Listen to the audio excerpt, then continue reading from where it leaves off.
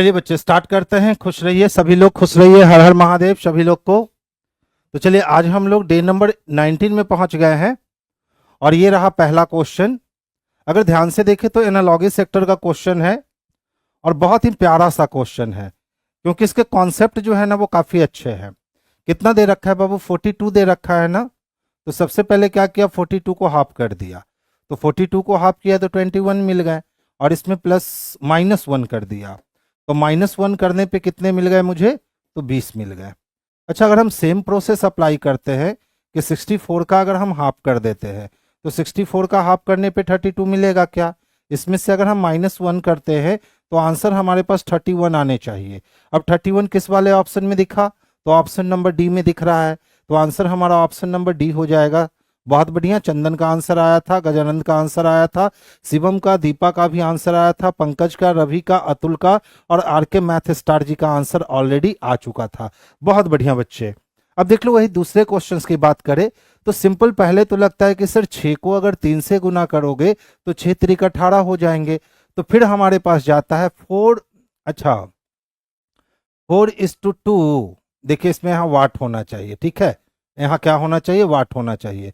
तो अब कहता है कि सर 4 को अगर आप 2 से गुना करोगे तो 4 दूनी कितने होंगे? तो 8 होंगे। पहला लॉजिक तो ये गया। अच्छा, दूसरा लॉजिक ध्यान से देखना। तो अगर हम 6 का स्क्वायर करते हैं तो 6 का स्क्वायर 36 होता है। अगर उसका आधा हम कर देते हैं तो 36 का आधा कितना होगा बजबू? 18 होगा। इसी तरह से अगर हम 4 का स्क्वायर कर दे तो 4 का स्क्वायर 16 होता है और 16 का आधा कर दे तो कितना होगा? तो 8 होगा। यानी दो दो लॉजिक से हम प्रूफ कर सकते हैं कि सर आंसर तो 8 ही जाएगा। और 8 किस में है बच्चे? तो ऑप्शन नंबर ए में दे रखा है। तो प्यार से आंसर हम लोग ऑप्शन नंबर ए को कर लेंगे क्योंकि दो दो लॉजिक से हम इस क्वेश्चन को प्रूफ कर सकेंगे। नेक्स्ट क्वेश्चन की ओर मूव करेंगे और देखेंगे। अच्छा ध्यान से देखो, 8/24 यहां वाट है। क्या करता है शशिकांत जी? हर जगह वाट को 2 लिख दिया है। अब देखिए अगर ध्यान से हम देखें तो यहां भी साफ लगता है कि सर 8 तिहाई कितने हो जाएंगे? तो 8 तिहाई 24 हो जाएगा। लेकिन अगर हम यहां देखें तो कितना को 3 से गुना करेंगे कि 32 आएगा? तो कोई नहीं। तो इसके पीछे का लॉजिक देखिए, लॉजिक क्या किया है, ध्यान से देखोगे। 8:24 है ना, इन दोनों को आपस में मल्टीप्लाई कर दिया तो 4 दूना कितने हो गए? तो 8 हो गए। प्रोपोर्शन के बाद वाट रखा है और उसके बाद 32 रखा है। इन दोनों को आपस में मल्टीप्लाई कर दो तो 3 दूना कितने हो जाएंगे भाई साहब? 6 हो जाएंगे, जो कि ऑप्शन नंबर ए में हमें स्पष्ट रूप से दिख रहा है। तो तीसरे का आंसर ए हो जाएगा। यानी मैथ स्टार जी का गलत हो गया, बिमल का गलत हो गया और बाकी बच्चे जिन लोग ए लगाए हैं उनके आंसर बिल्कुल सही और बिल्कुल परफेक्ट है। नेक्स्ट वन ध्यान से देखोगे, ये अच्छी वाली क्वेश्चन है। क्या है हमारे पास बाबू? 42 है और फिर क्या लिखता है? 56। प्रोपोर्शन 110:1। तो सबसे पहले अगर हम एक लॉजिक सोचे तो एक लॉजिक ये है कि 7 कॉमन ले लो और 7 छक कितने हो जाएंगे सर? तो 42 हो जाएंगे। और 7 को फिर 8 से गुना करेंगे तो 7 8 56 हो जाएगा। एक लॉजिक तो ये मिलता है। इसी तरह से यहां अगर देखोगे तो 22 को अगर हम 5 से गुना करें तो 110 हो जाएगा, ठीक है। तो अगर 22 को अब हम यहाँ 6 से 8 हुआ तो 22 को हम किससे गुना कर ले? तो 6 से। तो 22 छक कितने हो जाएंगे? क्यों 6 से गुना करें? 7 8 56। दूसरा लॉजिक लीजिए जो कि ज्यादा सुटेबल लॉजिक है। देखिए 7 का स्क्वायर करके -7 कर दो तो 7 7 49 हो गया और 49 में से 7 गया 42 हो गया। इसी तरह से 8 का स्क्वायर करके और -8 कर दो तो 8 8 64 -8 56 हो गए। इसी तरह से अगर हम 11 का स्क्वायर करके -11 करते हैं तो 11 11 121 -11 110 होगा। इसका मतलब है रेशियो के बाद क्या चाहिए? तो 12 का स्क्वायर करके -12 तो 12 12 144 हो गए और उसमें हमने 12 माइनस कर दिया तो 2 हो गया, 3 हो गया, 1 हो गया। यानी हमें 132 चाहिए जो कि ऑप्शन नंबर बी में हमें स्पष्ट रूप से देखने को मिल रहा है। तो आंसर हमारा ऑप्शन नंबर बी जो है ना, यही इसके लिए सबसे परफेक्ट और सबसे सुटेबल आंसर है। अब जैसे इस वाले क्वेश्चन को देखो, 3 में अगर हम 2 की कमी कर दे तो 1 होगा और 8 में अगर 2 की कमी कर दे तो 6 होगा और 1 में अगर 1 की कमी कर दे तो 0 होगा।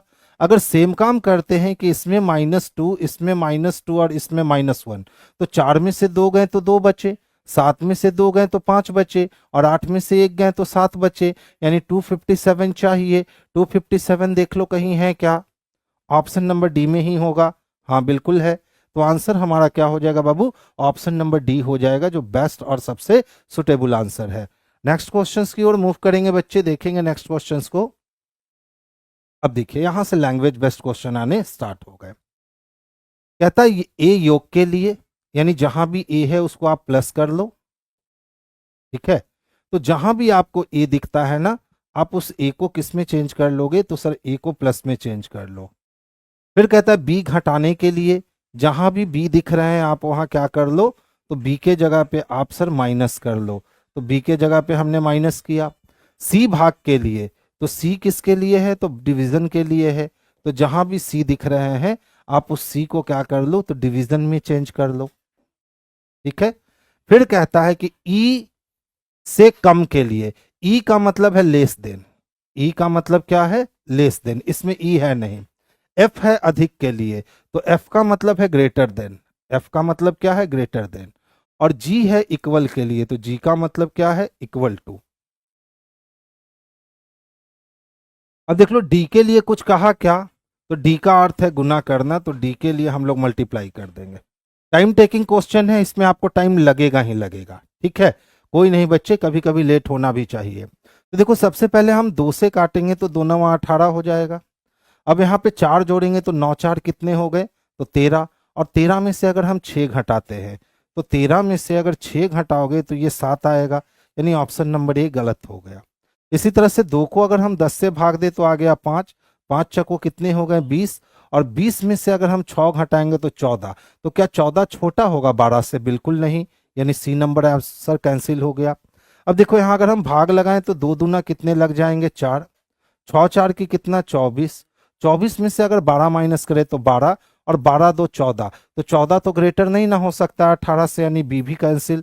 तो जब डी बच गया तो हम लोग आंसर किसको कर लेंगे बच्चे? तो ऑप्शन नंबर डी को कर लेंगे, यही इसके लिए सबसे परफेक्ट और सबसे सुटेबल आंसर है। नेक्स्ट देखोगे, कहता है पी सर प्लस को व्यक्त करता है, तो जहां भी पी दिखते हैं ना वहां आप प्लस कर दो। क्यू माइनस को व्यक्त करता है, तो क्यू के जगह माइनस कर दो। आर डिवीजन को व्यक्त करता है, तो डिवीजन लगा दो। और एस मल्टीप्लाई को करता है। अब इस पूरे इक्वेशन को आप सॉल्व कर दो और कुछ मत करो। तो ध्यान से देखोगे, सबसे पहले हम डिवीजन का काम करेंगे, तो 12 तिहाई 36 कट गए, 18 दूना 36, 18 तिहाई 54 हो गया। 54 में हम लोग 6 माइनस करेंगे और प्लस 7 करेंगे, तो प्लस माइनस माइनस, यानी 54 और प्लस 1 कर लेंगे, तो ये आंसर हमारा 55 आ जाएगा। और 55 बाबू ऑप्शन नंबर सी में स्पष्टता दिखने को मिल रहा है। तो आंसर बच्चे हम लोग ऑप्शन नंबर सी को करेंगे। तो देखिए करने के लिए बहुत कुछ होता है। इस टाइप का प्रश्न जो है ना कभी कभी ही दिया करूंगा, ताकि आप इससे भी रूबरू हो सके। और देखिए वैकेंसी अभी लगातार है, तो बस डरना नहीं है मेरे भाई, मेहनत करना है। और इस कदर मेहनत करना है कि इस बार ऊपर बैठा हुआ जो भी है वो यही सोचे कि इसको अगर जॉब नहीं दिए ना तो बड़ा गुनाह हो जाएगा, बहुत मेहनत कर रहा है। तो मेहनत का कोई तोड़ तो होता नहीं है, तो मेहनत करो और सक्सेस हो जाओ। और मेरे साथ मेहनत करो, गारंटी रीजनिंग स्कोरिंग पेपर बनवा लेंगे। तो देखो तो बच्चे क्या है? 5 है, फिर क्या है? तो सर 22 है, फिर क्या है? 107 है, फिर वाट है, और फिर 2657 है। और देखो धीरे धीरे स्पीड पकड़ा है, यानी तय है कि मल्टीप्लीकेशन सीरीज है। अगर हम 5 को 4 से गुना कर दे तो 5 चको कितने होंगे? 20, और प्लस 2 कर दे तो कितना हो जाएगा? 22। इसी तरह से देखो तो अगर हम 22 को 3 से गुना कर दें तो 2 तिया 6, और 22 को 4 से ही गुना करते हैं, तो 22 चको नहीं 5 से गुना करते हैं, तो 22 बचे कितने हो गए? 110, और माइनस कितना गया? 3, तो क्या हो गया? 107। इसका मतलब पहले 4 से गुना फिर 5 से गुना, तो अब 107 को हम 6 से गुना कर सकते हैं। तो 7×6 = 42 के लिए कितने हो जाएंगे? तो 2 हो जाएंगे। हाथ में 4 बचा, 4 के लिए 4 रख लो और 6 के लिए 6 रख लो, ठीक है। अब +2 -3, तो अब +4 करोगे तो ये टोटल हो जाएगा 4 2 6, यानी 446। देखो तो ऑप्शन में है क्या, नहीं है, इसका मतलब है कुछ और सोचना पड़ेगा। अगर यहाँ 5 से 25 कर देते और -3 कर देते, बिल्कुल आ जाता। यानी पहला लॉजिक हमने सोचा और पहला लॉजिक ने हमको क्या कर दिया, पहले लॉजिक ने धोखा दे दिया, पहले लॉजिक ने धोखा दे दिया। चलो दूसरे लॉजिक पे जाते हैं। अगर हम 5 को 5 से गुना करते हैं तो 5 25 होता है, और माइनस अगर 3 कर लेते हैं तो 22 होता है। इसी तरह अगर हम 22 को 5 से गुना करते हैं तो ये 110 होता है, और 110 में अगर हम 3 माइनस कर दे तो 107 होता है। यानी फिर से अगर हम 107 को 5 से मल्टीप्लाई कर दे तो 7 पचे 35 का 5, हाथ में 3 के लिए 3 और 5 एकम 5। अब इसमें से 3 माइनस अगर कर दे तो भैया 532 हो जाएगा। अब देखो तो 532 है क्या, तो ऑप्शन नंबर डी में दे रखा है। तो आंसर हमारा ऑप्शन नंबर डी जो है ना बच्चे, यही इसके लिए सबसे बेस्ट और सबसे सुटेबल आंसर हो गया। हाँ शिवम, दिख गया। पहले बार में तो मुझे लगा कि ये वाली सिस्टम चल रही है, लेकिन ये वाली सिस्टम से ऑप्शन ही नहीं आया, तो हमने अपने सिस्टम को चेंज कर लिया। जैसे ही सिस्टम को चेंज किया बच्चे, आंसर आ गए। आसान सा काम। नेक्स्ट क्वेश्चन देखोगे बाबू। अच्छा देखो क्या है हमारे पास, 6 है, 24 है, 12 है, वाट है, 18 है, 8 है, 24 है, 0 है। मैं बार बार कहता हूं कि जब भी सीरीज बड़ा छोटा होने लगे ना, तो समझ लेना कि वो अल्टरनेट सीरीज है, और जब अल्टरनेट सीरीज है एक छोड़ के काम कर दो, आसानी से बनेगा। तो देख लो, 6 को 2 से गुना करोगे 12, और 6 को 3 से गुना करोगे तो 6 तिया 18, और 6 को 4 से गुना करोगे तो 6 4 की 24 हो जाएंगे। लेकिन अगर हम दूसरे पद को लेकर चले, ठीक है, तो देखो यहाँ कितने माइनस हुए हैं, 8 माइनस हुए हैं। अच्छा अगर हम यहाँ भी 8 माइनस करते हैं तो 24 में से 8 माइनस करेंगे 16, और 16 में से 8 माइनस करेंगे 8। यानी हमारे पास आंसर जो आने चाहिए वो क्या आने चाहिए, 16। 16 ऑप्शन किस में है, तो ऑप्शन नंबर सी में है। यानी यहाँ दो दो सीरीज एक साथ चल रही थी, 1 3 5 पे मल्टीप्लीकेशन सीरीज चल रही थी, और 2 4 6 8 पे जो है ना वो सब्ट्रैक्शन सीरीज चल रही थी। तो हम लोगों ने एक साथ मल्टीप्लीकेशन और सब्ट्रैक्शन करके देखा, तो हमारा आंसर कितना मिल गया, तो 16 जो है यही इसके लिए परफेक्ट और सबसे सुटेबल आंसर मिल गए। आज तो क्वेश्चन अच्छे अच्छे मिल रहे हैं जी। अच्छा देखो तो क्या है, 7 है, 10 है, 8 है, 11 है, 9 है, 12 है। Next one is what. फिर से बड़ा छोटा हो रहा है ना, और जब भी बड़ा छोटा होने लगे समझ लो वो अल्टरनेट सीरीज है। बड़ा छोटा होने लगे तो बस समझ लेना कि वो क्या है, अल्टरनेट सीरीज है। तो 7 से 8, 8 से 9, तो 9 से कितने हो जाएंगे, 10 हो जाएंगे। इसी तरह देख लो, 10 में 1 जुटा 11, 11 में 1 जुटा 12। तो आंसर क्या चाहिए, तो ऑप्शन नंबर बी चाहिए। तो बच्चे आंसर हम लोग ऑप्शन नंबर बी को करेंगे, जो बेस्ट और सुटेबल आंसर है। नेक्स्ट क्वेश्चंस की ओर मूव करेंगे। अब देख लो तो फिर से क्या है, 71 है, 76 है, 69 है, 74 है, 67 है, 72 है। Next one is what. फिर से देखो बड़ा छोटा हो रहा है ना। 71 में से अगर हम 3 माइनस कर दे, 3 कि 2, 2 माइनस कर दे 69।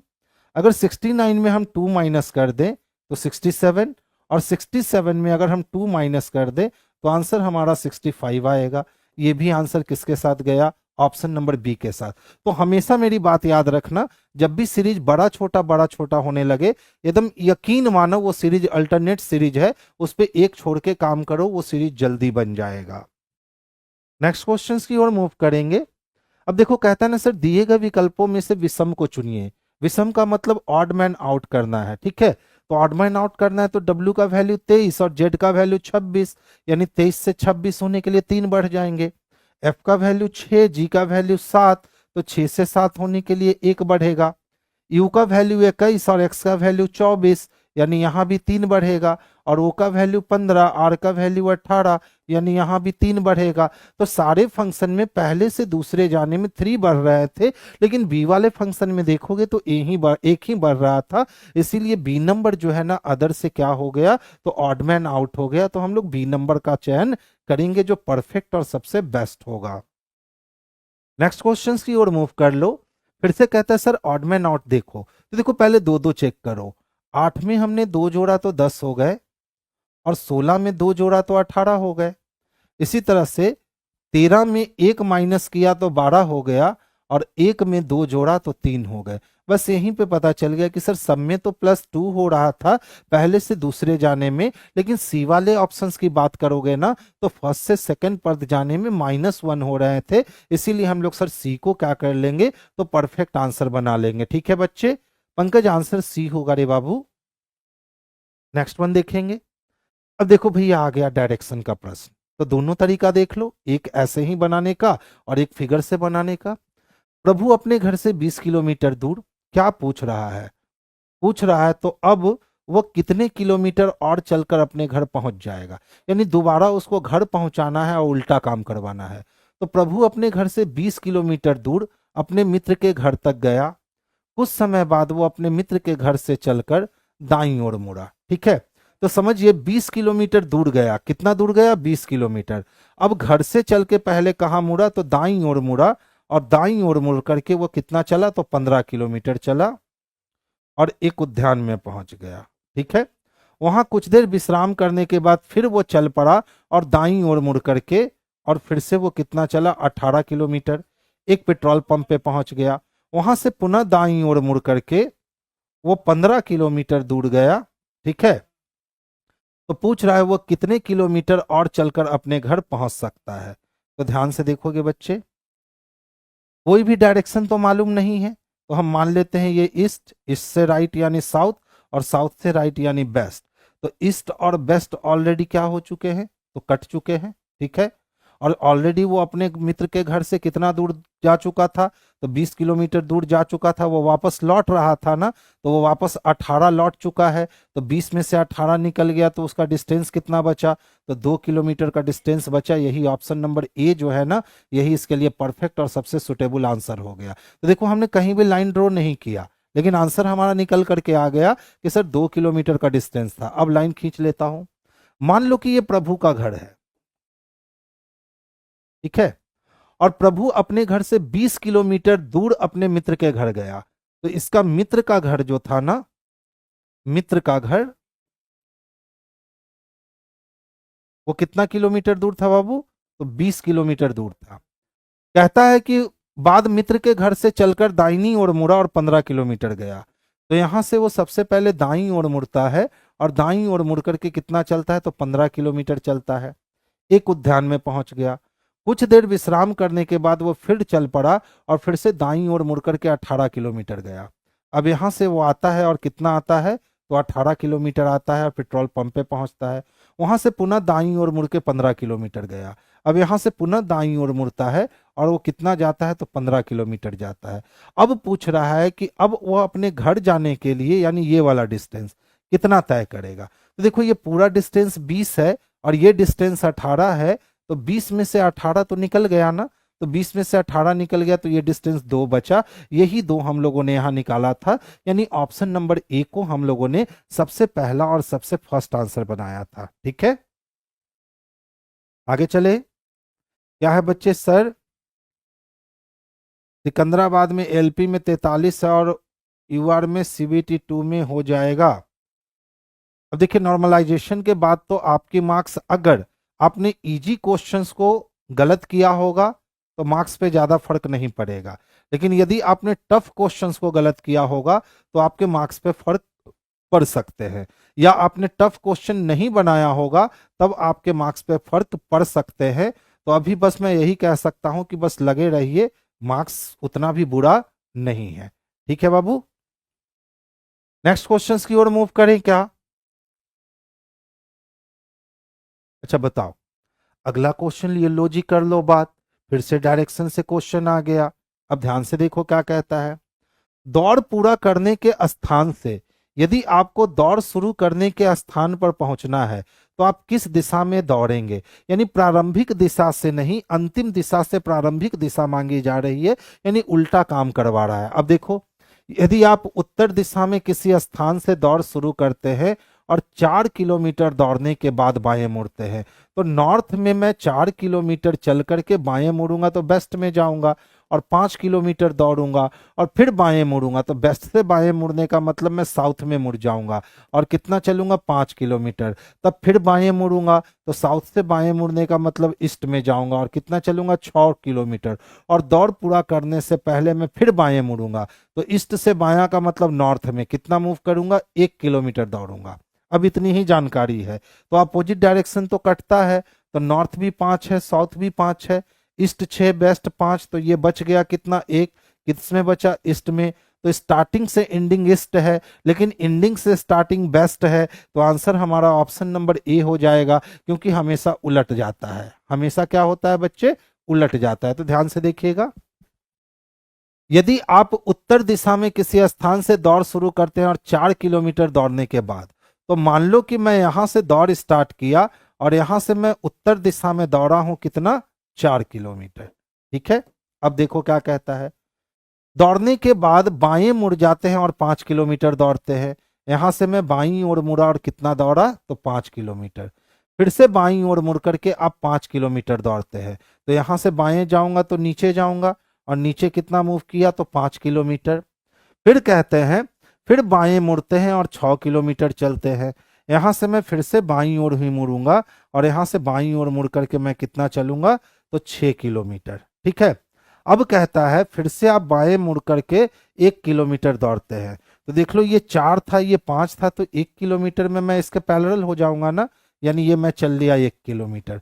तो यहाँ पे मेरा फिनिश लाइन है।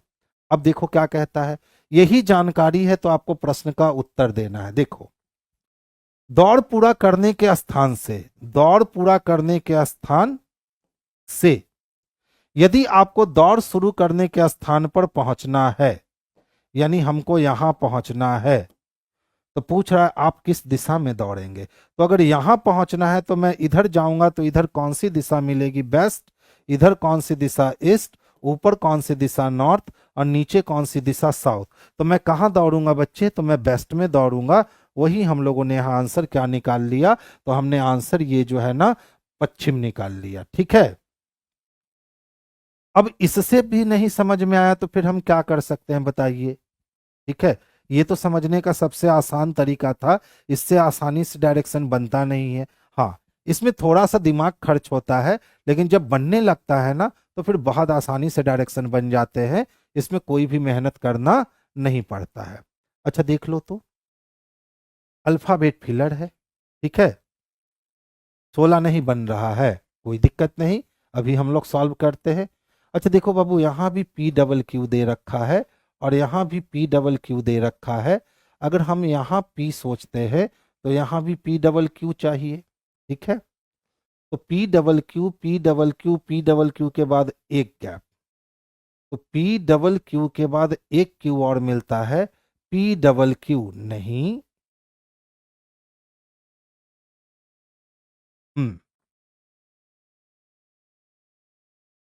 और कहीं कॉमन देखा जाए तो 1 2 3 छोड़ के पी, फिर एक छोड़ के पी, 1 2 3 छोड़ के पी, फिर नहीं, यानी लेवल 1 और लेवल 2 नहीं है। देख लो, ये क्वेश्चन काफी अच्छा है, 2016 में पूछा गया है। ना तो ये लेवल 1 का क्वेश्चन है, ना तो ये लेवल 2 का क्वेश्चन है। तो जब लेवल 1 का भी क्वेश्चन नहीं है और लेवल 2 का भी क्वेश्चन नहीं है, तो फिर हम इसको लेवल 3 पे रखेंगे। और लेवल 3 कहता है कि ऑप्शंस को आप इन बिल्ड कीजिए, तभी आप बना सकते हो। तो चलिए, सबसे पहले हम ऑप्शन नंबर ए को भर कर देखते हैं कि ए को भरने पर सिचुएशन क्या होगा। ई, अच्छा स्मॉल ग्रेटर है ना, तो सबको ग्रेटर ही करते हैं। क्यू क्यू, पी, उसके बाद फिर से क्यू, उसके बाद फिर से पी, फिर से क्यू, और फिर से पी। अगर हम ऑप्शन नंबर ए को भर लेते हैं तो ध्यान से देखो, तो ट्रिपल क्यू, फिर पी चाहिए, triple Q P, triple Q P. तो एक ऑप्शन तो हमको मिलता है triple Q P, triple Q P, triple Q P, triple Q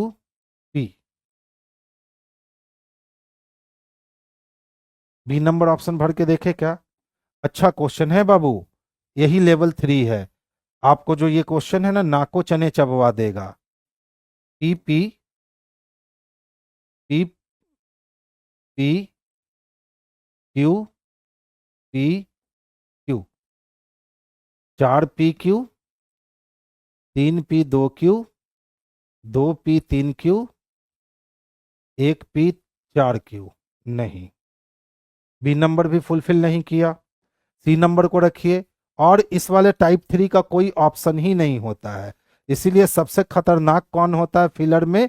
तो टाइप 3 जो होते हैं ना, वो सबसे खतरनाक होते हैं फिलर में, क्योंकि इसके पास और कोई ऑप्शन नहीं है आपके पास बिना ये काम के। तो देख लो, सबसे अच्छा P P फिर P फिर 1P, फिर 1P। नहीं, धोखा दे दिया। ठीक है, अब लास्ट डी नंबर ऑप्शन रखो। Q, फिर से Q, फिर से P, फिर से P, और लास्ट में Q। P, Q, 1P 1Q, 1P 2Q, 2P 2Q, 2P 2Q, 2Q। नहीं, यानी पहला नंबर ही आपका बन रहा था जो सबसे सुटेबल बन रहा था। देख लो, Q, फिर से Q, और फिर से P, और फिर से Q, और फिर से P। तो ध्यान से देखोगे, Q, P यहां भी है, Q, P यहां भी है, Q, P यहां भी है। अब Q, P के बाद P मिलता है, तो यहां हम P, Q, P, P, Q, P कर सकते हैं। अब यहां से सीरीज ब्रेक हो गई, तो Q, P, Q, P, यानी ये दो सीरीज को मिलाकर के एक सीरीज बनाया है। इसीलिए ये क्वेश्चन जो था ये दर्द दे रहा था। ठीक है, ध्यान से देखिए, पहला इसका सेट क्या था? तो P, Q, एक सेट। अच्छा, यहां तक P, P, ये एक सेट चला। ठीक है, अब उसके बाद देख लो, Q, P एक सेट, Q, P एक सेट। तो अब चलने वाला था 4Q, P। इसको बेहतर नहीं मेरे भाई, इसको बेहतरीन क्वेश्चन कहते हैं। यानी चारों ऑप्शन रखने पे पता चला कि ए नंबर वाला ऑप्शन जो था वो ज्यादा सुटेबल बन रहा है। तो आंसर बच्चे हम लोग किसको कर लिए? ऑप्शन नंबर ए को कर लिए। तो देख लो, पहले आपको ऐसे क्वेश्चंस का सामना नहीं करना पड़ता था, लेकिन अब आपको तीसरा लेवल, और 19-20 में तो आपको नहीं, 21-22 में तो आपको चौथा लेवल का सामना करना पड़ा है। तो पहले ये सीरीज बस दो ही लेवल में होता था, या तो लेवल 1 रहा या तो लेवल 2 रहा। लेकिन अब लेवल 4 तक ये क्वेश्चन आ गए हैं, और लेवल 4 यकीन मानो इससे भी माइंड खराब कर देता है लेवल 4। वो भी मैं आपको जल्दी ही दिखला दूंगा। तो ये क्वेश्चंस काफी खूबसूरत क्वेश्चन था। इसका आंसर क्या हो गया? तो ऑप्शन ए। देखिए, चंदन पूछ रहे हैं सर एग्जाम में कैसे बनाएंगे? बाबू, हर क्वेश्चन एग्जाम में बनाने वाला होता है क्या? कभी क्वेश्चन सेटर कहता है कि 100 क्वेश्चन दिया हूं तो 100 बनाओ? नहीं कहता है ना। 150 क्वेश्चन दिया हूं तो 150 बनाओ। कुछ क्वेश्चन एग्जामिनेशन में छोड़ने के लिए भी दिए जाते हैं, और ये वही सब क्वेश्चन है जो बच्चा जिद कर देगा कि ना बिना बनैले तो आगे नहीं बढ़ेंगे, उसका एग्जाम फंस जाएगा। क्योंकि इसमें वो समय लगा देगा 1 मिनट, 1.5 मिनट, 2 मिनट, और अगर वो इस क्वेश्चन को स्किप कर देगा तो वो 4 क्वेश्चन इसके जगह बना लेगा। तो कुछ ऐसे ऐसे क्वेश्चंस भी मिलेंगे जहां आपको छोड़ना होगा, क्योंकि पास होने का मतलब सिर्फ पकड़ना नहीं होता है। कुछ चीजों को छोड़कर भी हम लोग आराम से एग्जाम को निकाल सकते हैं। तो इसको हम लोग कह सकते हैं कि ये जलजला वाला क्वेश्चन है, इसको छोड़ देना ही अच्छा है। एक अटेम्प्ट लिया, नहीं संभला तो छोड़ दो भैया। अच्छा देखो तो, यहाँ D दिख रहा है ना, और उसके पहले C दिख रहा है। तो अगर हम यहाँ CDDE देख ले, CDDE देख ले, CDDE देख ले, यही लेवल 1 है जो रिपीटेशन करता है। तो क्या निकल के आया? DCED। देखो तो DCED कहीं है क्या? ऑप्शन नंबर सी में है। तो आपको 80% क्वेश्चन ऐसे ही मिल जाएंगे, आपको लेवल 1 के ही क्वेश्चन मिल जाएंगे, ठीक है। लेकिन बाकी जो 10% क्वेश्चन है ना, जो अभी टाइप 3 का और टाइप 4 का मिल रहा है, वो क्वेश्चन फिलर वाले सही में बहुत अच्छे क्वेश्चन है। यदि अगर आपकी स्पीड है बनाने में तभी आप बना सकते हो, नहीं तो बड़ा दिक्कत कर देगा। नहीं बच्चे, बी नंबर भरकर देख लिए थे बाबू, बी नंबर भरने पे नहीं आया था ना, हम सारे ऑप्शंस को भरकर देखे थे ना।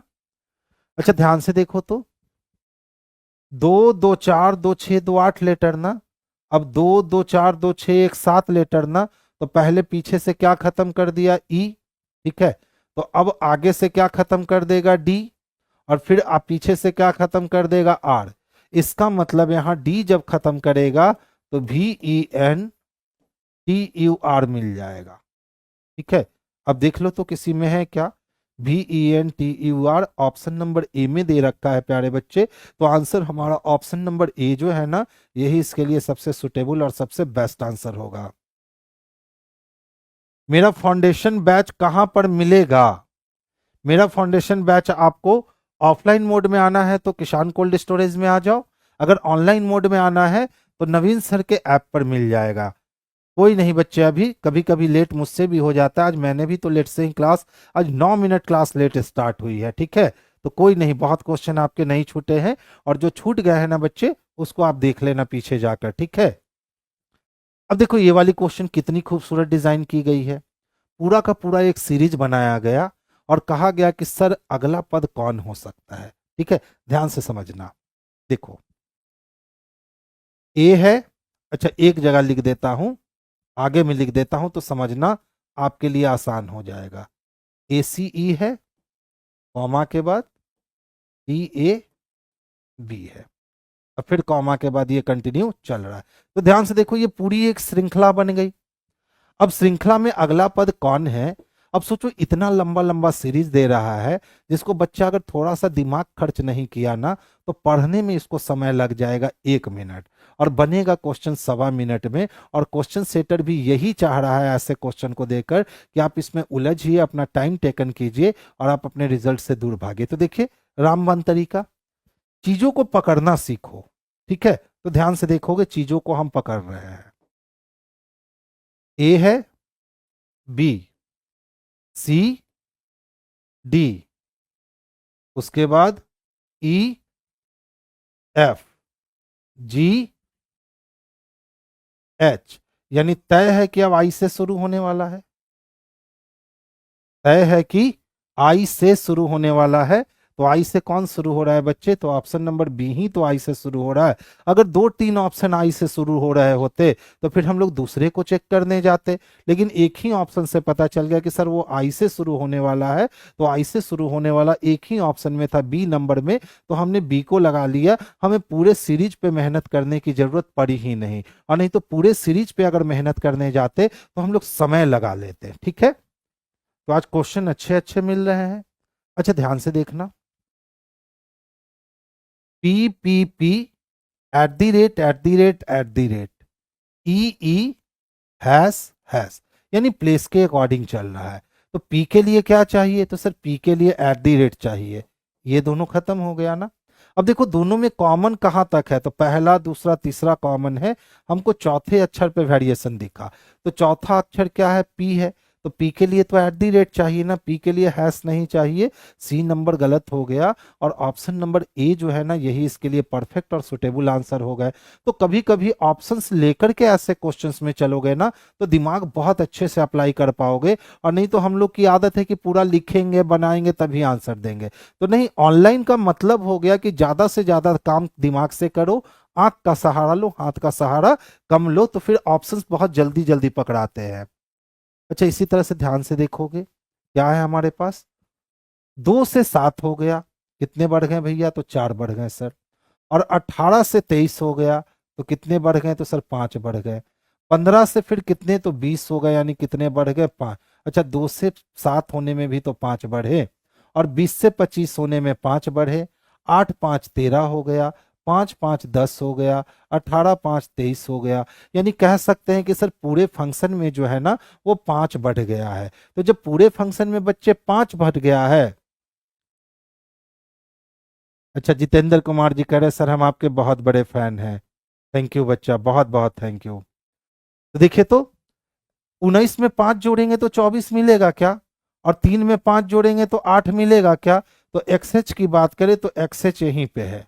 अब देख लो दोनों में कहाँ तक कॉमन है, तो एम डबल टी कॉमन है। तो चेक करके क्यों अपने माइंड पे प्रेशर ले। अब लास्ट वाला ऑप्शन क्यू चाहिए कि पी चाहिए यही बता देगा। तो देखिए 12 5 17 होता है, 12 5 16 नहीं होता है, यानी डी नंबर ऑप्शन कट गया, और सी नंबर ऑप्शन जो है यही इसके लिए सुटेबल आंसर हो गए। तो आंसर हमारा सी जो है वो परफेक्ट है। थोड़ा सा क्वेश्चंस पे काम किए, थोड़ा सा ऑप्शंस पे काम किए, और जवाब हम लोग देने में सक्षम हो गए बहुत फास्ट। नेक्स्ट क्वेश्चंस की ओर मूव करूंगा। अब देखिए 7 से क्या हो गया, तो सर 8 हो गया, और 15 से क्या हो गए तो 14। तो 7 से 8 होने के लिए +1, और 15 से 14 होने के लिए -1, फिर 15 से 16 होने के लिए +1, और 4 से 3 होने के लिए -1, 14 से 15 होने के लिए +1, और 5 से 4 होने के लिए -1, 19 से 20 होने के लिए +1, और 19 से 18 होने के लिए -1। यानी पूरे सिस्टम में क्या चल रहा है भैया, तो +1 -1 +1 -1 वाली क्रिया हो रही है। तो जब +1 -1 वाली क्रिया हो रही है तो पहले प्लस से शुरू करते हैं। तो जी से एच हो जाएगा, आर से क्यू हो जाएगा, आर से क्यू इसमें नहीं है काट दो, आगे चलो। ई से एफ हो जाएगा, तो ई से एफ इसमें नहीं है और ई से एफ इसमें नहीं है, तो ऑप्शन नंबर डी बच गया। अगर हम पूरा लिखने जाते तो समय लग जाता, हमने पूरा नहीं लिखा, थोड़ा सा ऑप्शंस पे ध्यान दिया तो जल्दी बन गए। बस जल्दी बनाना है क्वेश्चंस को और गलती नहीं होनी चाहिए, रीजनिंग में यही मैटर करता है। ठीक है, आपका कॉन्सेप्ट क्या है कोई मैटर नहीं करता है, जो कॉन्सेप्ट है उसको अप्लाई कैसे कर रहे हो रीजनिंग में ये बहुत मैटर करता है। तो कॉन्सेप्ट को अप्लाई करने का तरीका चेंज कर लो, कॉन्सेप्ट तो वही है। अब देख लो क्या कहता है। कथन कहता है ईमानदारी सबसे अच्छी नीति है, honesty is the best policy. ठीक है, अब निष्कर्ष क्या कहता है, सबको ईमानदार होना चाहिए। तो जब ईमानदारी अच्छी नीति है, हमको सिखाया जा रहा है, तो वो इसीलिए ना सिखाया जा रहा है कि ईमानदार होना चाहिए, केवल कुछ लोगों को ईमानदार होना चाहिए, यहीं पे गलत हो गया। तो ऑप्शन नंबर 1 तो सही है, लेकिन ऑप्शन नंबर 2 गलत है। तो आंसर हम लोग बच्चे ऑप्शन नंबर ए को करेंगे, जो सबसे परफेक्ट है। ब्लड रिलेशन चैप्टर भी कराइए सर। ठीक है बच्चे, कल ब्लड रिलेशन क्वेश्चंस की बहुलकता कर दूंगा, यानी मैक्सिमम क्वेश्चंस कल ब्लड रिलेशन से डालूंगा। ठीक है बच्चे, चलिए नेक्स्ट क्वेश्चंस की ओर मूव करें। अच्छा ध्यान से देखो, केवल प्रथम श्रेणी वाले को ही प्रवेश दिया जाएगा, यानी जो फर्स्ट क्लास में पास होगा ना उसी को प्रवेश मिलेगा। राम प्रथम श्रेणी वाला है, तो राम जब प्रथम श्रेणी वाला है तो राम को तो प्रवेश मिलेगा, तो राम को प्रवेश दिया गया, सही है। केवल राम को प्रवेश दिया गया, क्या कहीं ऐसा कहा है कि केवल राम को ही फर्स्ट डिवीजन आया है, नहीं कहा है। तो 2 नंबर गलत हो गया, यानी 1 नंबर सही है और 2 नंबर गलत है। ऑप्शन नंबर ए को आंसर कर लो, यही इसके लिए सबसे परफेक्ट और सबसे सुटेबल आंसर है। देखिए पूरब पश्चिम की दिशा की एक पंक्ति में दीपिका पश्चिम से 11वें स्थान पर है और सुदेश पूरब से 15वें स्थान पे है। यदि वे दोनों अपना स्थान परस्पर बदल लेते हैं तो सुदेश पूरब किनारे से 9वें पे होता है। बताइए पंक्ति में कुल कितने व्यक्ति हैं, ध्यान से सुनिएगा, बड़ा इंटरेस्टिंग होता है जब आपसी परिवर्तन पर आधारित प्रश्न होता है। कोई एक व्यक्ति होगा जिसके बारे में 2 बार बताया होगा, देखो तो पहले उसको ढूंढो जिसके बारे में 2 बार बताया है। तो पहला बताया दीपिका का, दूसरा बताया सुदेश का, और तीसरा बताया सुदेश का। यानी सर सुदेश के बारे में 2 बार बताया, तो उसके बारे में दूसरी बार कितना बोला, 9, पकड़ लो 9। और जिसके बारे में केवल 1 बार बोला उसको पकड़ लो, तो केवल 1 बार किसके बारे में बोला, तो दीपिका के बारे में 11। दोनों को जोड़कर और 1 माइनस कर दो, टोटल निकल जाएगा। तो ये 20 हो गया, और 20 में से 1 माइनस हो गया तो ये 19 हो गया। 20 में से 1 निकल गया तो कितना, 19 हो गया। यानी ऑप्शन नंबर बी इसके लिए सबसे परफेक्ट और सबसे सुटेबल आंसर है। कितना समय लगा, तो हमेशा याद रखोगे मेरे भाई, जब भी आपसी परिवर्तन पे आधारित प्रश्न हो, जब भी आपसी परिवर्तन पे आधारित प्रश्न हो, तो जिसके बारे में 2 बार कहा गया है उसके दूसरे डाटा को पकड़ो, और जिसके बारे में 1 बार कहा गया है उसके डाटा को पकड़ो, दोनों को जोड़कर 1 घटा दो, आपके टोटल आ जाएंगे। और कुछ मत करना, बस इतना कर लोगे ना, आपसी परिवर्तन वाले में आपका टोटल आपके पास होगा। तो देखिए कहां से लाते हैं, देखो पहली बार दीपिका का स्थान दिया, और कहां से दिया, तो बेस्ट से दिया 11। दूसरी बार सुदेश का दिया, कहां से दिया, तो ईस्ट से दिया 15। अब दोनों ने अपना स्थान चेंज किया, तो जब दोनों ने अपना स्थान चेंज किया तो अब सुदेश के बारे में बताया, और सुदेश के बारे में ईस्ट से केमा 9 बताया। 3 डाटा है ना, 3 डाटा है ना, तो ध्यान से सुनिएगा। जिसके बारे में 2 बार बोला, तो दीपिका के बारे में 1 बार बोला और सुदेश के बारे में 2 बार बोला, तो जिसके बारे में 2 बार बोला उसका दूसरा डाटा पकड़ो। तो सुदेश के बारे में 2 बार बोला, सुदेश का दूसरा डाटा कितना है, तो 9। और जिसके बारे में केवल 1 बार बोला, तो केवल 1 बार दीपिका के बारे में बोला 11। दोनों को जोड़कर और 1 घटा दो, आपके आंसर आपके पास आ जाएंगे। कभी भी इस क्वेश्चन के लिए आप दोबारा लाइन मत खींचना, ठीक है, क्योंकि लाइन खींच के बनाओगे ना तो इतना स्पीड में नहीं बना पाओगे। हाँ, कुछ दिन ऐसे लिख करके बनाओ और कुछ दिन के बाद लिखना ही छोड़ दो, एकदम ये लिखना जो है ना वो छोड़ दो। आरआरबी टेक्नीशियन में 88.65 ओबीसी, बाबू बिल्कुल एकदम सिलेक्शन बनता है। 88.65 है ना, आपका बनता है। बस गलतियां आपने कितनी की हैं, और जो गलतियां क्वेश्चन करी हैं कहीं वो टफेस्ट क्वेश्चन तो नहीं था, क्योंकि अभी नॉर्मलाइजेशन होना बाकी है, ठीक है, लेकिन चांसेस तो आपके जो है ना 99% बनते हैं। नेक्स्ट क्वेश्चन को देखोगे बच्चे, एक बेंच पर 5 दोस्त उत्तर की ओर मुख करके बैठे हैं। तो भाई साहब जब उत्तर की ओर मुख है तो मेरा राइट उसका राइट सेम होगा और मेरा लेफ्ट उसका लेफ्ट सेम होगा। अब देख लो बाबू क्या कहता है, अंकित अंजुमन के ठीक दाईं ओर बैठा है। तो कोई अंकित है जो अंजुम के दाईं ओर ठीक बगल में बैठा है। कहता अमित प्रिया के बाएं और राम के ठीक दाएं है। तो कोई अमित है जो प्रिया के बाएं और राम के ठीक दाएं बैठा है। अब कहता है राम अंकित के दाएं बैठा है। तो देखो अंकित के दाएं जैसे ही हम राम को रखेंगे तो राम के दाएं में अमित आएगा ना, और अमित के दाएं में प्रिया आएगी ना। यानी बच्चे 5 लोगों की व्यवस्था थी और ये 5 लोगों की व्यवस्था हमारी पूर्ण हो गई। अब जो प्रश्न पूछ रहा है आप उसका जवाब दे सकते हो। तो प्रश्न कहता है कि दाएं से अंतिम स्थान पर कौन बैठा हुआ है।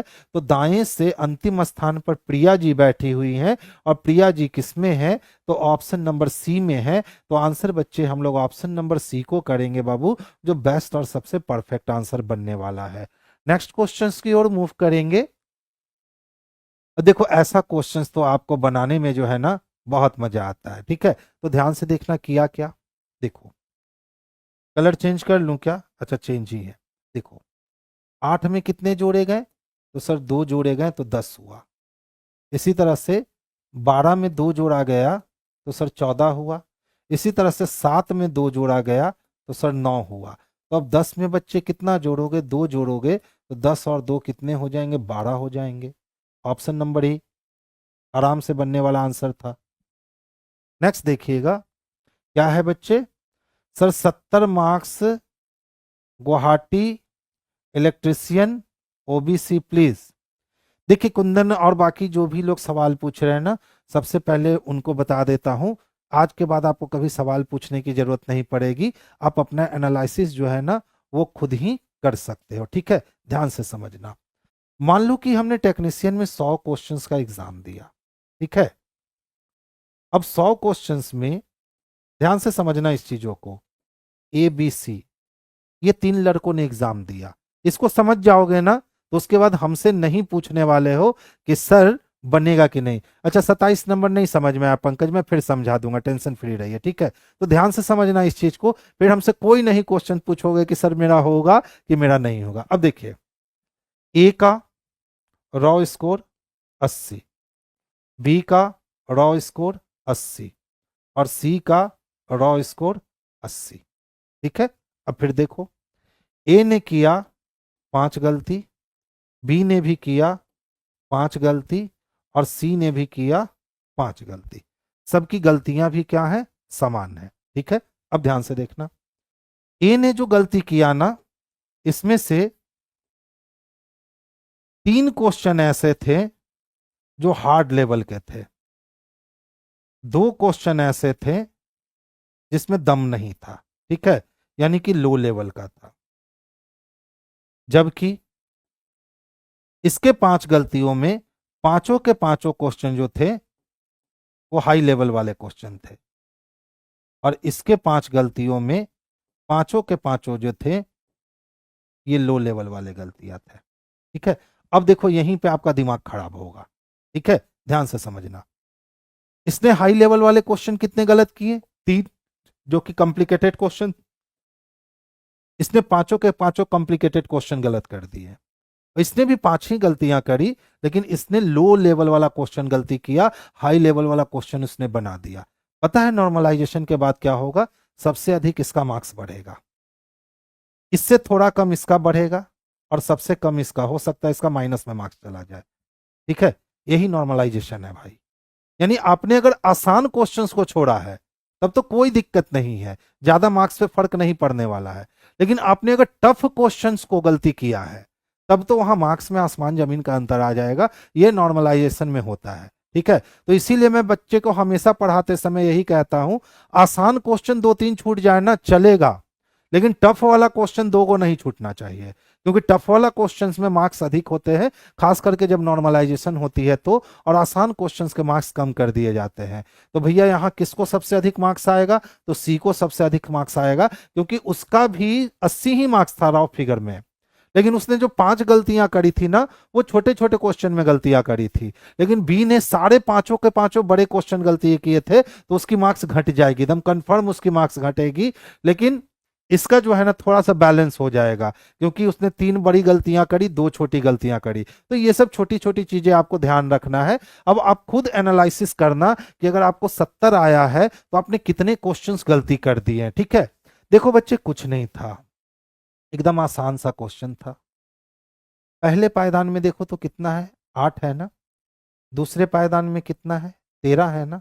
और तीसरे पायदान में कितना है? 10 है क्या? देखो तो 8 में अगर हम 2 जोड़ देंगे तो 10 मिलेगा, और फिर से देखो 10 में अगर हम 3 जोड़ देंगे तो 13 मिल जाएगा। ये पहला पायदान खत्म हो गया। अब दूसरा देख लो, क्या है हमारे पास? 7 है, 12 है और 9 है ना। तो देखो, अगर यहां से यहां हमने 2 जोड़ दिया तो 7 2 9 हो गए, और यहां से यहां हमने 3 जोड़ दिया, ठीक है। अब तीसरे पायदान में आते हैं, तो तीसरे पायदान में देखोगे ध्यान से, क्या है हमारे पास? 10 है, 15 है, और यहां पे लिखा सर वाट है। चौथे पायदान में आ जाओ, देखो चौथे पायदान में क्या है? 12 है, 17 है और 14 है। तो देखो तो 12 में कितना जोड़ा? तो सर 2 जोड़ा। और 14 में कितना जोड़ा? तो सर 3 जोड़ा। अगर सेम प्रोसेस हम यहां भी अप्लाई करते हैं ना बच्चा पंकज, ध्यान से देखिएगा, तो हम 10 में कितना जोड़ेंगे बाबू? 2 जोड़ेंगे। तो 10 में 2 जोड़ेंगे तो हमारा वैल्यू कितना गिरेगा? तो हमारा वैल्यू 12 गिरेगा, गिरेगा ना। और फिर अगर हम 12 में ये 3 ऐड कर देंगे तो 12 3 15 हो जाएगा। तो आंसर कितना चाहिए बच्चे? तो आंसर 12 चाहिए। यही क्वेश्चन था, एकदम आसानी से बनने वाला क्वेश्चन था। आगे चलें। अच्छा देखिए, ध्यान से समझिएगा। 37 49 6 6 की 36, 9 6 15 का 5 4 3 7 1 8, मिल गया क्या? 8 8 64 और 9 9 81, 4 1 5 8 6 14, मिल गया क्या? यानी क्या किया है? तो 6 का स्क्वायर और प्लस 7 का स्क्वायर कर दिया तो 85 मिल गए। फिर क्या किया है? तो सर 8 का स्क्वायर और प्लस 9 का स्क्वायर कर दिया तो 145 मिल गए। सेम प्रोसेस क्या करोगे? तो 12 का स्क्वायर कर दोगे और 14 का स्क्वायर कर दोगे, आपको आंसर मिलेंगे। तो 12 का स्क्वायर 144 होता है और 14 का स्क्वायर 196 होता है। सबको जोड़ दो तो 6 4 10 के लिए 0 मिल गया क्या? हाथ में कितने बचे? तो सर 1 बचे। 9 1 10 4 14 के लिए 4 मिल गया, हाथ में 1 बचे। 1 1 2 1 3, यानी टोटल वैल्यू 340 आने वाले हैं। देखो तो 340 किस में दे रखा है बच्चे? तो ऑप्शन नंबर सी में दे रखा है सर। तो आंसर हमारा क्या हो जाएगा? तो ऑप्शन नंबर सी जो है ना बाबू, यही इसके लिए सबसे फर्स्ट और सबसे बेस्ट चॉइस होगा, ठीक है। क्या शिवम 27 में पहले 5 ऐड करके बाद में 3 लेस कीजिए? हाँ वैसे भी कर सकते हैं। देखो ताला का एक चाबी थोड़ी ना होता है, बस जो चाबी हाथ लग गई ना उससे खोल दीजिए क्वेश्चंस को। ठीक है, हमेशा याद रखो, कभी भी ताला की एक चाबी नहीं होती रीजनिंग में, तो जो चाबी हाथ लग जाए ना उस चाबी से खोल दो, बस खुल जाने चाहिए। अच्छा नेक्स्ट देखोगे, अब देखिए क्या कहता है। किसी के स्टोर में सर 5 वस्तुएं हैं, कौन कौन सी है भैया? तो ए है, बी है, सी है, डी है, ई है, और कीमत भी सबका अलग अलग है। कहता है सर सी का मूल्य 100 रुपया है, तो सी का मूल्य कितना है बच्चा? तो 100 रुपया है। अब बाबू ने कहता है कि ए सी से सस्ता है लेकिन बी से महंगा है। तो ए जो है ना वो सी से सस्ता है, लेकिन किससे महंगा है? तो बी से महंगा है। ई सी से महंगी है लेकिन डी से सस्ती है, तो ई जो है वो सी से महंगी है लेकिन डी से सस्ती है। तो कहता है ये बताइए कौन सा उत्पाद सबसे महंगा है? तो आसानी से पता चलने वाला क्वेश्चन है कि सर सबसे महंगा उत्पाद तो डी है, और डी किस में है? तो ऑप्शन नंबर ए में है। तो आंसर हमारा ऑप्शन नंबर ए जो है ना, यही इसके लिए सबसे बेस्ट और सबसे सुटेबल आंसर बनने वाला है। नेक्स्ट क्वेश्चंस की ओर मूव करेंगे। अब देखो ये तो बिल्कुल झुंझुना वाला क्वेश्चन होता है, मैं इसको झुंझुना वाला ही क्वेश्चन कहता हूं, क्योंकि इसमें कुछ नहीं होता है, बस आंखों का धोखा हो जाएगा तभी गलती होगा, अगर आंखों का धोखा नहीं होगा तो ये गलती नहीं होगा। कहता है शब्दकोश के अनुसार सजाइए। तो सबसे पहले कॉमन को हटा दो। सबसे पहले कॉमन क्या है? तो सर ई एक्स, ई एक्स, ई एक्स, ई एक्स है। अब बताओ सबसे पहले तो ए आएगा ना अल्फाबेट में, तो एक से शुरू हुआ। अब देख लो पी कॉमन है, पी खत्म, पी खत्म, पी खत्म, तो सबसे पहले ई आएगा। ई में भी ई एन आएगा तब ई आर आएगा। इसका मतलब एक के बाद तीन चाहिए और तीन के बाद चार चाहिए, यानी लास्ट में हम लोग को क्या चाहिए? तो लास्ट में दो चाहिए। एक तीन चार दो ढूंढना है। एक तीन चार दो, एक तीन चार दो ऑप्शन नंबर 4 में दे रखा है बच्चे, तो आंसर हम लोग ऑप्शन नंबर 4 को बना लेंगे। अच्छा बहुत दिन बाद झुनझुना वाला वर्ड सुने। तो झुनझुना वाला क्वेश्चन रहेगा तब ना कहेंगे कि बउआ का झुनझुना है। अब देखो हाँ इसको झुनझुना वाला कह सकते हो, कोई बड़ी बात नहीं है। एक ही पासे को 4 बार घुमा दिया है, तो जब पासा को 3 बार घुमा दे, 4 बार घुमा दे या 5 बार घुमा दे, तो समझिए वो कामे को आसान कर दिया है। ठीक है, तो चलिए आसान काम कर लेते हैं। आकृति 3 में लाल के ठीक सामने कौन आएगा? तो भैया देख लो यहाँ लाल है। ठीक है क्या? अब लाल के सामने पूछ रहा है ना, तो चलो देख लो इसमें भी लाल है, इसमें भी लाल है, और इसमें भी लाल है। इसमें तो लाल नहीं ना है, तो इसको हम छोड़ देंगे, गोली मारो इसको। यानी दुनिया वाले के लिए 4 गो है, लेकिन हमारे लिए बस 3 गो है, पहला दूसरा और तीसरा। तो जो लाल के अपोजिट होगा वो लाल के बगल में नहीं होगा। तो पहला ऑप्शन बोला नीला, तो नीला बेचारा देखो लाल के बगल में कहीं नहीं है, तो यही आंसर हो गया। दूसरा बोला नारंगी, तो नारंगी लाल के बगल में बैठा था। बोला गुलाबी, तो गुलाबी भी लाल के बगल में बैठा था। बोला पीला, तो पीला भी लाल के बगल में बैठा था, बस नीले बेचारा लाल के बगल में नहीं बैठा था। इसीलिए लाल का अपोजिट क्या हो जाएगा बंधु? तो नीला हो जाएगा, ऑप्शन नंबर ए। अब इससे आसान तरीका क्या होगा डाइस बनाने का? तो बिल्कुल जो है ना बस ऐसे ही बनाते हुए निकल जाइए। अच्छा देखिए, सकीना हमसे झुनझुना बजाना सीख रही है। बिल्कुल बच्चे एकदम झुनझुना बजेगा। क्या कहता है बाबू? निम्नलिखित में से कौन सी आकृति राष्ट्र यानी नेशन, राज्य यानी स्टेट, और जिले के बीच के संबंध को दर्शाता है? तो ये तीनों में जिला सबसे छोटा है। कई जिलों से मिलकर के एक राज्य बनेगा, और कई राज्यों को मिलाकर के एक नेशन यानी कि राष्ट्र बनेगा। यानी सारे एक दूसरे के ऊपर ओवरलैप कर जाएंगे, और यह व्यवस्था हमें ऑप्शन नंबर 2 में स्पष्टता देखने को मिल रही है। तो आंसर हमारा ऑप्शन नंबर ए हो जाएगा। डीवी मीना जी, बच्चे हमारी कृपा से आपका सिलेक्शन नहीं हुआ है, हमने तो बस रास्ता दिखाया ना, उसमें आपकी बहुत मेहनत थी, आपने अपने मेहनत से रिजल्ट निकाला है। हम शिक्षक तो बस रास्ता दिखलाते हैं आप बच्चों को, और जो इस रास्ता पे बिल्कुल शिद्दत से मन से चल देते हैं बिना इफ बट किए हुए, उनको सक्सेस मिल ही जाता है। तो बस हम लोग क्या होते हैं ना कि एक माध्यम होते हैं आपको रास्ता दिखलाने वाले, उससे ज्यादा हमारा रोल ही नहीं होता है। सारा रोल आप ही का होता है, आप ही मेहनत करते हो, आप ही सब कुछ करते हो। बस जिस रास्ते पे हमने जाने को बोला उस रास्ते पे आप चल लिए तो आपकी सक्सेस तय है। ठीक है, और अगर बीच में रास्ता भटक गए तो फिर वही लंबा समय तक आप यहाँ पर रुके रहोगे। युगेंद्र कितना बाबू 25 आया रीजनिंग में। अच्छा 25 में 25 आ गया, बहुत बढ़िया बच्चे। बस प्रैक्टिस करते रहिए, रीजनिंग से आप हमेशा स्कोर कर पाओगे। ठीक है, हाँ बस देखिए सबसे बेस्ट बात किन्होंने कहा है, तो राजू ने कहा है रीजनिंग का तो टेंशन नहीं है, बस प्रैक्टिस कंटिन्यू रखना है, बस यही होता है। मैथ और रीजनिंग ये दो चीज ऐसा है ना कि प्रैक्टिस छोड़ दे तो हीरो भी जीरो, और प्रैक्टिस शुरू कर दे तो जीरो भी हीरो। तो सारा गेम मैथ और रीजनिंग का क्या होता है, तो प्रैक्टिस का होता है। बस कंटिन्यू से प्रैक्टिस करते रहिए ना, हम बिल्कुल आपके साथ डट करके खड़े हैं। बस आप रिजल्ट लीजिए और अपने आप को इस माया जाल से मुक्त कीजिए। ठीक है। अच्छा देखो 13 नंबर क्या कहता है, बॉल पॉइंट पेन है, स्केच पेन है और पेन है। तो बॉल पॉइंट पेन हो चाहे स्केच पेन हो, वो तो है पेन का ही हिस्सा। तो पेन के अंदर दोनों अलग हो जाएगा, दोनों का कोई संबंध नहीं है।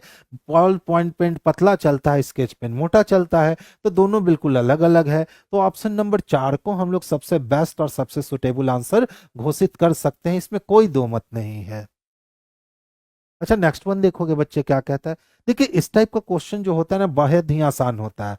हम लोग क्या करते हैं ना कि पूरा क्वेश्चंस पढ़ने चले जाते हैं, इसी में हमारे समय जाते हैं। तो देखो एकदम ऐसा क्वेश्चन जब भी वेन डायग्राम का मिले ना, और इसको पिक्टोरियल वेन डायग्राम कहते हैं, तो जब भी बच्चे पिक्टोरियल वेन डायग्राम मिले ना, कुछ मत करो, एकदम लास्ट लाइन को पढ़ो कि क्या चाहिए। तो कहता है उन विद्यार्थियों को दर्शाता है जो भौतिकी और रसायन शास्त्र दोनों पढ़ते हो किंतु गणित नहीं पढ़ते हो, यानी कि मैथ से निकाल देना है। ठीक है, मैथ से निकाल देना है। लेकिन क्या, तो भौतिकी और रसायन शास्त्र पढ़ने वाले कौन है, तो केवल टी है। केवल टी बच्चे किस में दे रखा है रे, तो ऑप्शन नंबर डी में दे रखा है। तो आंसर ऑप्शन नंबर डी को लगा लीजिए। अब बच्चे के पास जैसे ही क्वेश्चन आता है तो बच्चा यहां से पढ़ना क्वेश्चन शुरू करता है, उसमें उसका 10 सेकंड जो है ना वो बेस्ट होता है। तो 10 सेकंड बेस्ट नहीं करना है, जब भी ऐसा क्वेश्चन है ना डायरेक्ट वहां पढ़िए जहां आपकी जरूरत है।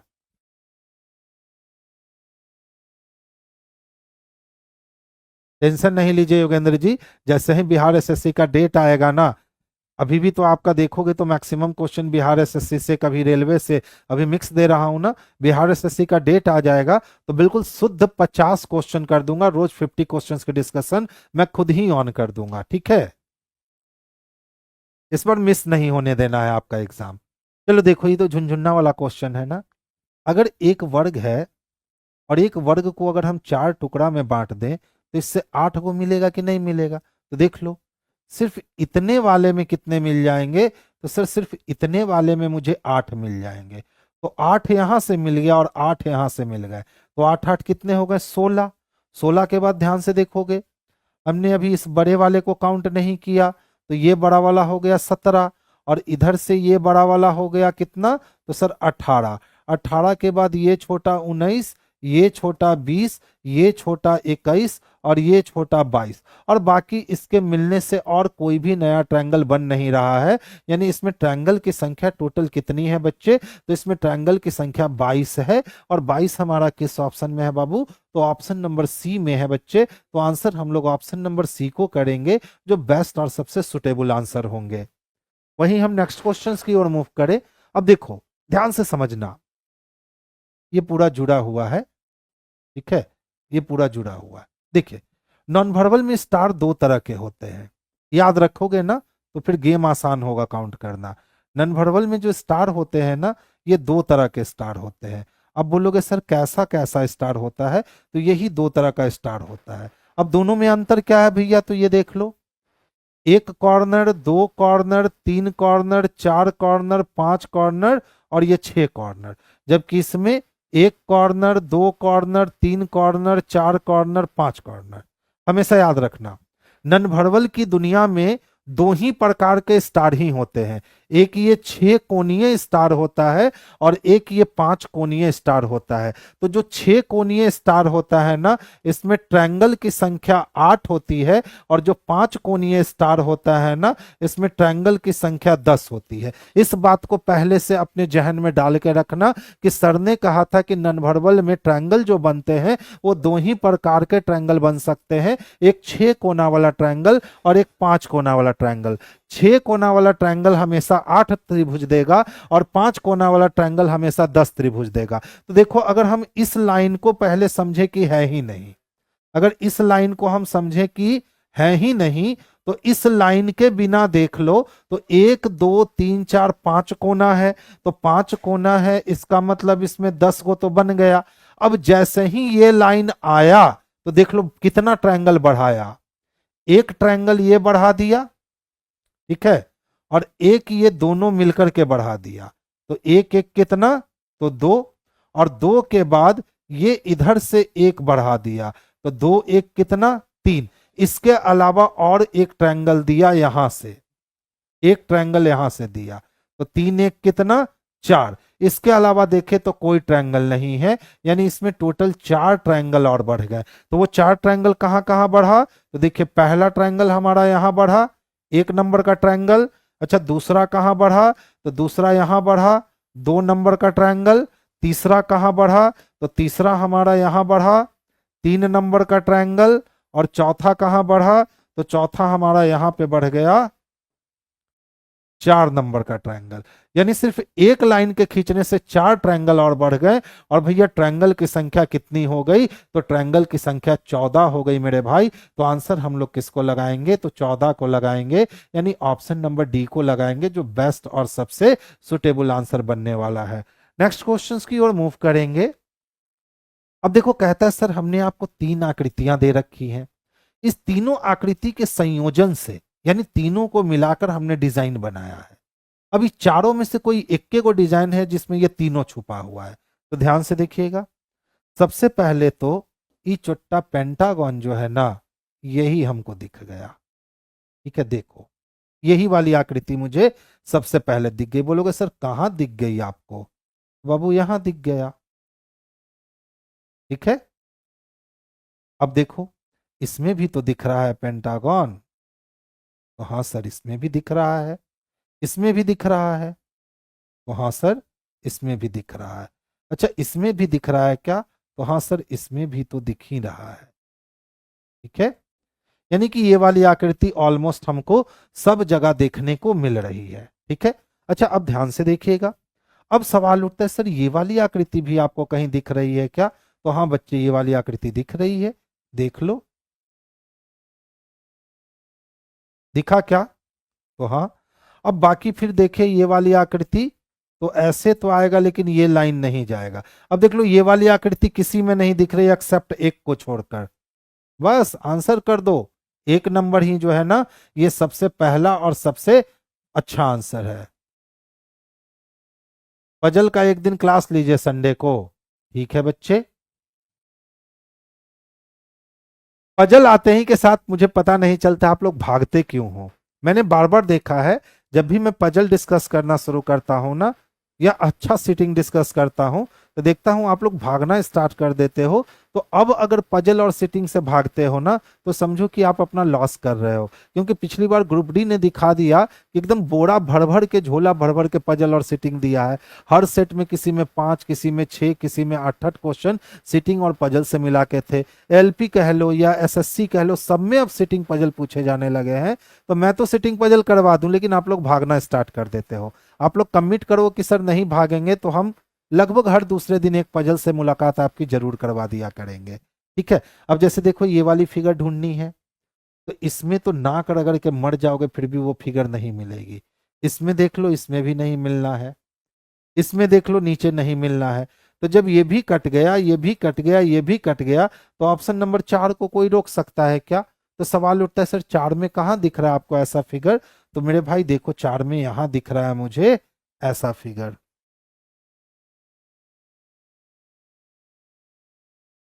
दिखा क्या। तो आंसर क्या हो जाएगा हमारा, तो ऑप्शन नंबर 4 हो जाएगा। सर सबसे ज्यादा पागल और सिटिंग में ही हमको मजा आता, अच्छा पजल और सिटिंग में ही आपको सबसे ज्यादा मजा आता है। राजू आपकी तरह सब नहीं होते हैं, यकीन मानो। देखना अगर मैं कल पजल दूंगा ना, सब लोग भागना स्टार्ट कर दोगे, क्योंकि उसको समझाने में जो है ना, वो ज्यादा मजा नहीं है जितना मजा बनाने में है, ठीक है। और पजल और सिटिंग ऐसी विषय वस्तु है ना, जिसको आप एक दिन में कमांड नहीं कर सकते हो, कई दिनों का प्रैक्टिस से आप पजल और सिटिंग को अच्छा कर सकते हो। तो आई होप ये आज का लास्ट क्वेश्चन था। यानी आज हम लोगों ने 38 क्वेश्चन लगाए हैं। आज हम लोगों ने कितने क्वेश्चन लगाए हैं? 38 क्वेश्चन लगाए हैं। और ऑलमोस्ट आज हम लोगों ने 1 घंटा 7 मिनट के आसपास जो है ना वो ज्वाइन की है। अच्छा, आज फाइनल मेरा क्लास मिल गया। चलिए बहुत बच्चे, बढ़िया राजन जी। बाबू चलिए आज की सभा हम लोग यही क्या करते हैं, बर्खास्त करते हैं। और फिर से हमारी मुलाकात होगी कल। कल फिर से हम लोग 40 क्वेश्चंस को लेकर आएंगे और 40 क्वेश्चंस को कल फिर से हम लोग देखेंगे। और जैसा कि आज आप पजल कह रहे थे तो कल यकीन मानो कल मैं पजल दूंगा।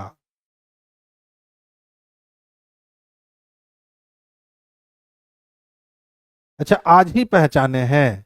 विमल को मजा आ गया ना। हाँ बच्चे, अब पजल और सिटिंग जो है ना वो बिल्कुल आता है। ठीक है बच्चा, तो बिल्कुल झुनझुना बजा के पढ़ना, ठीक है। देखिए होता क्या है ना, पढ़ाई लिखाई एक ऐसी विषय वस्तु है ना जिसको अगर माइंड में टेंशन लेके पढ़ोगे ना तो उससे दूर हो जाओगे। उसको जॉली मूड में पढ़ो, वो आपका हो जाएगा। जैसे एक छोटा एग्जांपल देता हूँ, ठीक है। अच्छा, आज का लेवल अच्छा था। चंदन, कल का भी लेवल अच्छा था बाबू। और कल का भी लेवल जो होगा ना वो अच्छा होगा, ठीक है।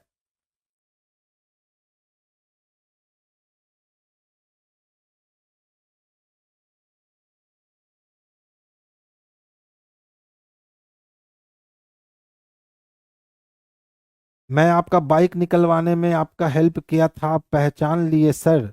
बाबू बाइक तो हम निकाले हैं, बहुत साल हो गए रे, करीब 15 साल पहले निकाले हैं। ठीक है। अब उतने दिन का याद थोड़ी ना होता है बच्चा। अब ध्यान से सुनिएगा, जो बता रहे थे ना उसको बतला देता हूँ, ठीक है। देखिए, याद करो बचपन में हम लोग के पास जितने भी बुक्स होते थे उसमें से कुछ बुक्स में हम लोग अच्छा कर लेते थे और कुछ बुक्स में हम लोग अच्छा नहीं कर पाते थे। ऐसा क्यों होता था? तो ऐसा इंटरेस्ट के कारण होता। जिस सब्जेक्ट में हमें इंटरेस्ट होता था उसमें हमारी मार्क्स अच्छी आती थी। और जिस सब्जेक्ट में इंटरेस्ट नहीं होता था वो इंटरेस्टिंग नहीं लगता था और वो बोझ बन जाता था। तो इसी तरह से पढ़ाई है। अगर आप पढ़ाई को इंटरेस्टिंग बनाना चाहो ना तो फिर इसमें थोड़ा भी बोझ नहीं है, बस मजा ही मजा है। और अगर आप पढ़ाई को आप काम समझ रहे हो कि नहीं भैया ये करना ही है, तब तो फिर भैया आपको वो बोझ लगेगा। और बोझ लगेगा तो फिर आपकी मेहनत वो बढ़ा देगा। तो कोशिश करो कि एग्जाम के लिए नहीं, नॉलेज को अच्छा करने के लिए पढ़ो। क्योंकि नॉलेज को अच्छा करने के लिए पढ़ोगे ना तो माइंड पे प्रेशर नहीं आएगा। और एक बार नॉलेज धीरे धीरे अच्छी होने लगेगी ना तो कभी भी नहीं, 100% नॉलेज चाहिए एग्जाम निकालने के लिए। किसी भी एग्जामिनेशंस को सॉल्व करने के लिए 70 से 80% आपका नॉलेज, ठीक है, 70 से 80% आपका नॉलेज, 20 से 25% टाइम मैनेजमेंट, और 2 से 5% लक, यही तीन चीज काम में आता है। 70% आप अपने सिलेबस पे कमांड कर लो, टाइम मैनेजमेंट को आप बेहतरीन कर लो, और लक ऊपर वाले पे छोड़ दो, बस लेबर करते जाओ। क्योंकि इतने सालों में मैंने ये चीज तो सीख लिया कंपटीशन सेक्टर में, लक एक्चुअल में कंपटीशन में उसी को फेवर करता है जो दम लगा के मेहनत करता है। ठीक है। तो लक किसको फेवर करेगा? जो लेबर करेगा। जो लेबर नहीं करेगा उसको लक यहाँ कभी भी फेवर नहीं करता है। तो कभी भी लक के मायाजाल में मत फंसिएगा। मात्र 2 से 3% ही लक वैरी करता है। और ज्यादा से ज्यादा आपका मेहनत ही जो है ना, कंपटीशन में, वनडे कंपटीशन हो, इसमें आपका मेहनत ही जो है वो रंग लाता है। तो आप यदि मेहनत अच्छे से करते हो ना तो फिर आज ना कल, कल ना परसों आपका रिजल्ट आएगा ही आएगा। और हाँ, अगर आप एक गाइडलाइन के तहत मेहनत करते हो और फुल्ली अच्छे से मेहनत करते हो तो फिर आपको रिजल्ट लाने में अधिक समय नहीं लगेगा। अब देख लो, बहुत सारे बच्चे ऐसे होते हैं जो दूसरे शहर पढ़ने आए गांव से, ठीक है। शुरुआत में उनकी इफिशिएंसी बहुत हाई होती है, आप लोग के साथ भी हुआ होगा।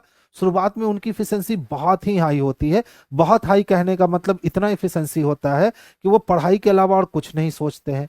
लेकिन फिर धीरे धीरे उनकी इफिशिएंसी घटनी शुरू होती है। एक समय आता है जब उनकी इफिशिएंसी बहुत ही कम हो जाती है। और फिर वो जागते कब हैं? जब 1 से 2 बार फिर से ठोकर लग जाता है तब फिर वो जाग जाते हैं। लेकिन इसमें बहुत लोगों के लेट हो जाते हैं, क्योंकि एग्जाम का सिलसिला हमारे यहाँ ऐसा है कि कभी एग्जाम जल्दी जल्दी हो जाते हैं, कभी एग्जाम सालों दूर हो जाते हैं। अब जैसे सोचो 2000 जो 16 में आया होगा, ठीक है, बहुत इत्मीनान से पढ़ना स्टार्ट किया होगा कि मुझे एएलपी देना है, एनटीपीसी देना है, ग्रुप डी देना है। शिद्दत से 2016 में उसने अपनी पढ़ाई स्टार्ट करी होगी। 2017 आते आते उसकी इफिशिएंसी धीरे धीरे कम होने लगी। 2018 में वैकेंसी आया, किसी कारणवश वो चूक गया। तब उसको क्या लगेगा कि भैया 16 में आए थे, 17 में इफिशिएंसी को कम नहीं करते, उसी रफ्तार में मेहनत करते रह जाते तो आज मेरा भी सिलेक्शन हो जाता। उसके बाद जो अगला 4 साल 3 साल का पीरियड होगा ना, वो बाप बाप करके एकदम दिन भर पढ़ता रहेगा या तो पढ़ाई से नाते तोड़ देगा। लेकिन सोचिए वही दूसरा बंदा आपके बगल में आया, वो भी 2016 में ही आया, 17 में भी अपनी पढ़ाई अच्छी रखा, 18 में वैकेंसी आई, उसने एग्जाम निकाल लिया। तो एग्जाम में कंटिन्यूटी रखना जो है वो बेहद ही जरूरी है। आप कंटेंट पे काम करो, कंटिन्यूटी रखो, अपनी गलतियों को बार बार सजेते रहो, जहां भी गलतियां हुई उसको रिफ्रेश करते रहो। अच्छा चलो डायरेक्शन बना लेते हैं, चलो ब्लड रिलेशन आज बना लेते हैं, चलो आज रेशियो बना लेते हैं, चलो आज पूरा मुगल साम्राज्य निकाल के पढ़ लेते हैं, चलो आज पूरी की पूरी जो है ना न्यूटन्स लॉ ही खत्म कर देते हैं। यानी कि बार बार रिवीजन करते रहने से ही रिजल्ट मिलता है। ठीक है, एक बार पढ़ने से ना किसी को रिजल्ट मिला है, ना किसी को रिजल्ट मिलेगा। लेकिन आप एक ही चीज को बार बार पढ़ते रहोगे ना तो आपको रिजल्ट मिलेगा। ये हमने पहली बार जब हमने टीचिंग कैरियर स्टार्ट करी तब वहां एक सर थे, ठीक है, इंग्लिश पढ़ाते थे, झा सर नाम था, बहुत ही अच्छे सर थे। उन्होंने एक ही बात मेरे जहन में डाली और वो बात आज तक घर कर गई। उनका कहना था कि एक बार बनाने से सिर्फ वो बनाना कहलाता है, लेकिन कई बार बनाने पे लोग सक्सेस कर जाता है। यानी वो कहते थे कि 15 अलग अलग किताबों को पढ़ने से अच्छा है कि एक किताब को उठाओ और 15 बार पढ़ जाओ, फिर आपके अंदर जो नॉलेज होगा ना उसका कोई तोड़ ही नहीं होगा। और यकीन मानो उनकी ये बात को हम आज भी गांठ बांधे हुए हैं कि 15 अलग अलग किताबों को पढ़ने से अच्छा है कि एक किताब को 15 बार पढ़ जाओ। आप ऐसा करके देख लो, जिस समय आप ये कर लोगे ना कि कोई भी एक प्रीवियस पेपर उठा करके 15 बार 16 बार 20 बार उसको लगा जाओगे, हम लोग की आपको जरूरत ही नहीं पड़ेगी, आप ऐसे ही एग्जाम निकाल लोगे, एक अटेम्प्ट में निकाल लोगे। आज ये आपको हमने मूल मंत्र दे दिया। तो 15 अलग अलग किताबों को पढ़ने से अच्छा अब क्या है मेरे भाई कि एक किताब को ही 15 बार पढ़ दी जाए। ठीक है, तो चलिए आज बहुत भाषणबाजी हो गई, बहुत लंबे अरसे के बाद हम इतने देर तक कंटिन्यू बोलते रहे हैं। आपको समझाकर मजा भी आया, आपको समझाकर अच्छा भी लगा। आई होप आप हमारी बात को समझे होंगे और इस बात को आप अपने छोटे मित्र बंधु को इसको फैलाइए कि सर ने कहा है 15 अलग अलग किताबों को पढ़ने से अच्छा है कि एक किताब को 15 बार पढ़ लीजिए, आपका सिलेक्शन हो जाएगा। तो मैं तो यही चाहूंगा कि जितने बच्चे मुझसे जुड़े हुए हैं या पहले जितने बच्चे जुड़े हुए थे वो बिल्कुल कंटिन्यूटी बरकरार रखिए। थोड़ा सा इसको शेयर कीजिए लोगों को, ताकि यहाँ पे व्यू जो है वो बढ़े और मुझे भी ज़्यादा मजा आए। तो शेयर करना अच्छी चीज़ है, इसको शेयर कीजिए, लोगों तक पहुँचनी चाहिए कि हाँ भैया हम भी अब कंटिन्यू यूट्यूब पे आ रहे हैं। ठीक है, तो चलिए बच्चे आज की सभा हम लोग यहीं बर्खास्त करेंगे। सभी बच्चे को गुड नाइट, स्वीट ड्रीम। कल फिर मुलाकात होगी 40 बेहतरीन क्वेश्चंस के साथ, उसमें एक पजल और एक सिटिंग कल रहेगा पक्का। ठीक है, चलिए बेस्ट ऑफ लक सभी लोगों को, गुड नाइट, स्वीट ड्रीम।